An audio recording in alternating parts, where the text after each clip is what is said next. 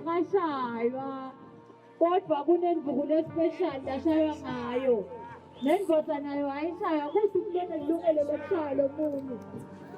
Sonzelani malangeni amahle ntokuva phasa lethendo ukuthi kukhulunywa ngani Emajaha-ke ayajoyina kabona ingoda lapho khona bathathe bayabika bahlala phansi bafundiswa emakhono bafundiswe ngedindaba tekuphila Igama lami nginakekeli ngabadlamini mina 16 years old ngihlala eNkhanini ngidinga kwakhe indoda lana eChapteni ikakhulu sesifundele okuningi ikakhulu ngekuhlela uthi ngekuhlela ungadikanzi zongakhona ukondla ngisho umfana ngenxa yethawa plan na uplana nemindeni wakho kuneni lokhanza ukuthi kwendakele noma kuthiwa bongathi ukuthi kwendakala njani nema STIs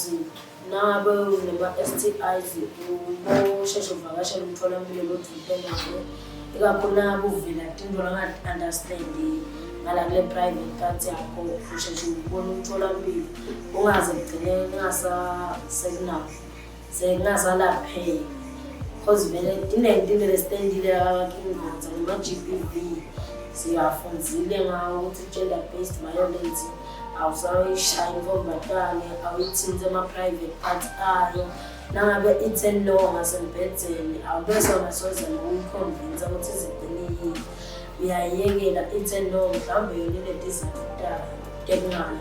nema-practicals nemaningi lula abakingoza siwafundzile ikakhulu igambudence but nje besisherelana futhi nangalelwadi ikakhulu nakunela ama-sections siyabonga